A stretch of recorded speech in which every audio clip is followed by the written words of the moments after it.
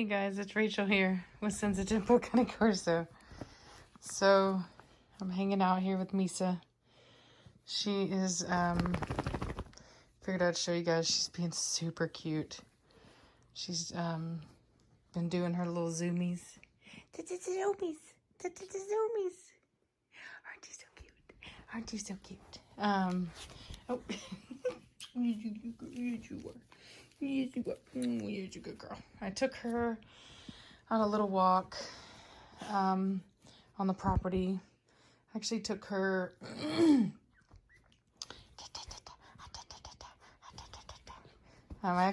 without a leash, and she did really well. Her recall is amazing.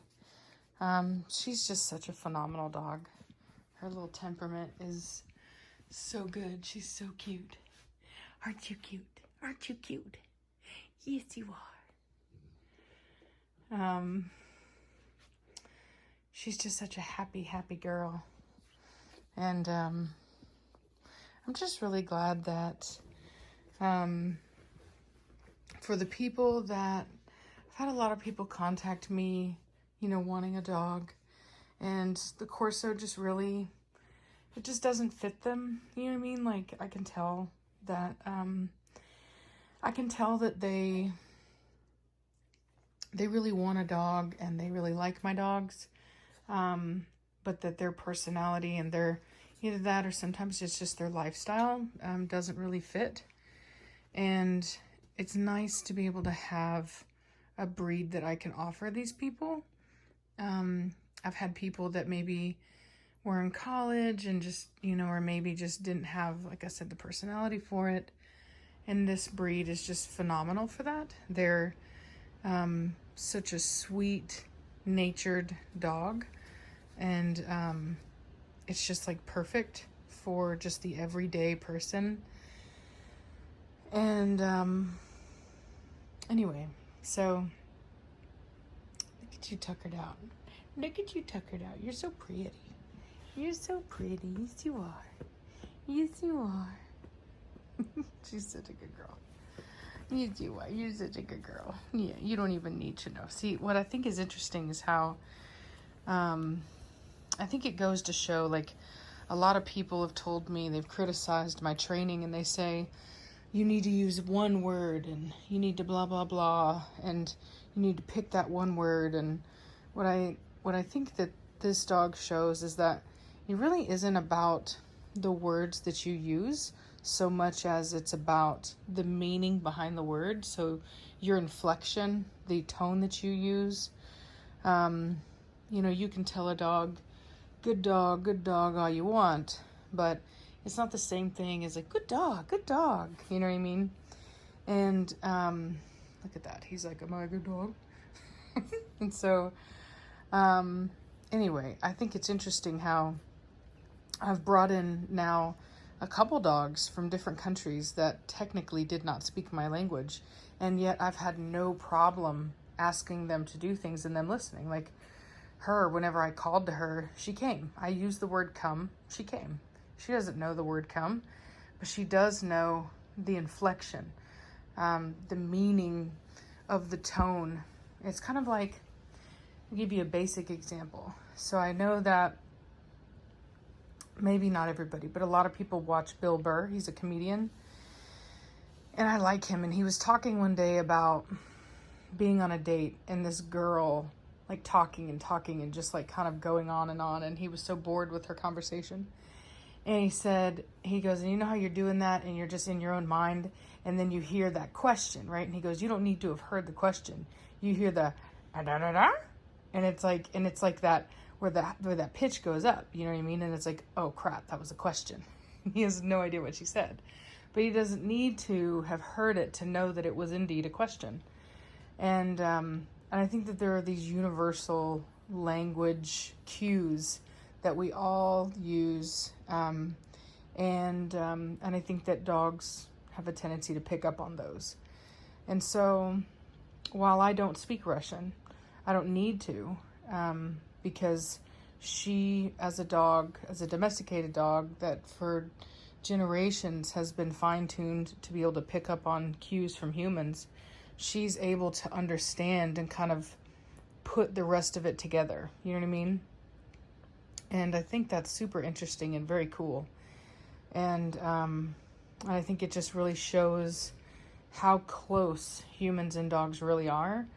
I don't know if you guys have seen that documentary where they were talking about the differences between like wolves and dogs, and it was really indicating, because as many of you know, or you don't know, wolves and dogs are very closely related. There's just little bits of DNA that are different, but those little bits of DNA that are different are very meaningful to the actual behavior and adaptations of the dogs. And more so than anything, those adaptations surround their ability to interact with humans and understand humans. And I think that this is an example of that. I think that people who think that you need to use these one word, like treat dogs like robots, I don't agree with that, and I never have. I've never been the type of owner that, has, like one word for everything that I want a dog to do. You know what I mean?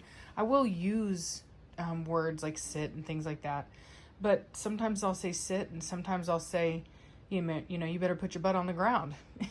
And coincidentally, my dogs understand that, because it isn't necessarily the word that I'm using so much as it's the inflection. It's oftentimes even my hand signals. It's the situation. They're much smarter than we give them credit for.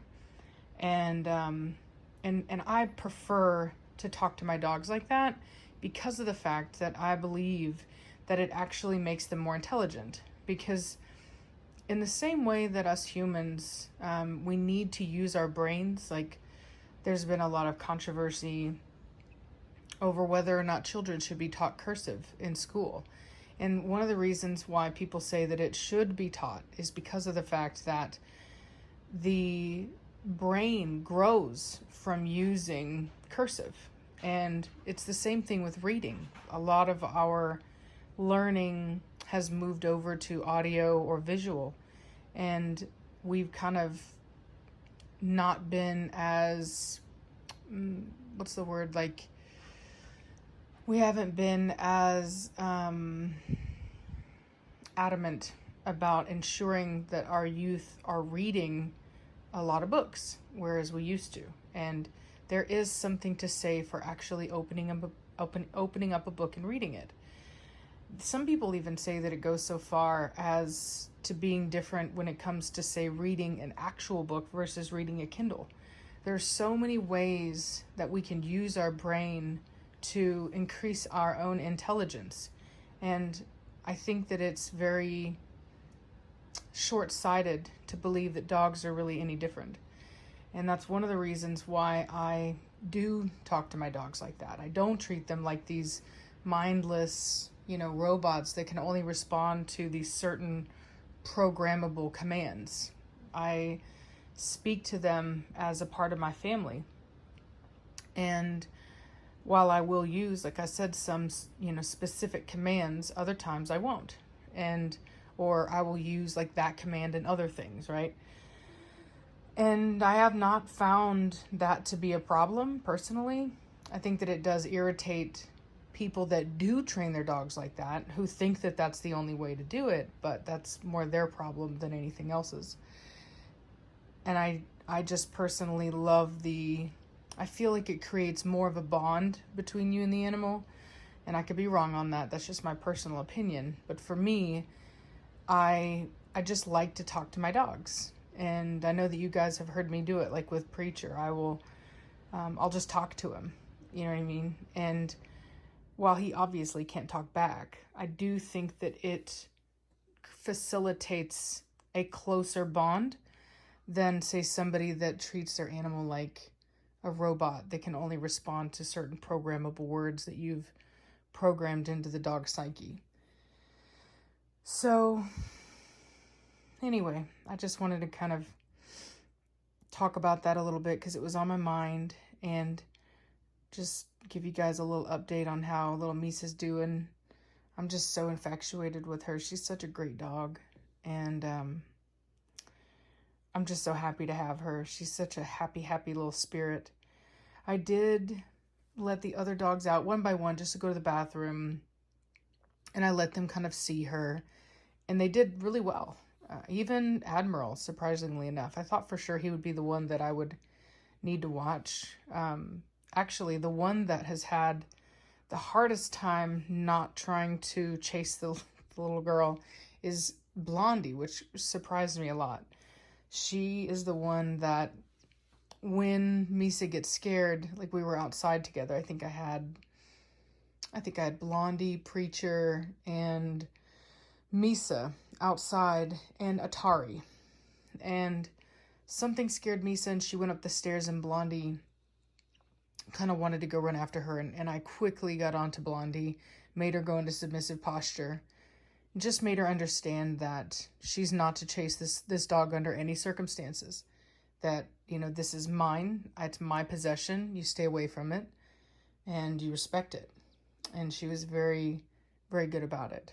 And it really made me realize the importance of knowing that you have control over your animals. It's like I can bring my dogs out because I know that when I tell them not to touch something or not to attack something, they will listen. I know that. It's not a question. It's not a maybe.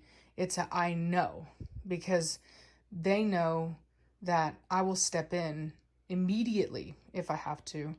And they just don't want that. They know who the true alpha is of this pack. And that is what gives me the ability to bring in a small dog like this, whereas a lot of people wouldn't be able to do it. Like their dogs would, especially whenever you have like multiple dogs out there, they would just kind of snap into a more a prey drive type mode, and they could just, you know, trigger an attack on the dog. And with mine, all I have to do is just raise my voice just a little bit, and everybody knows, hey, you know, if mama ain't happy, ain't nobody happy.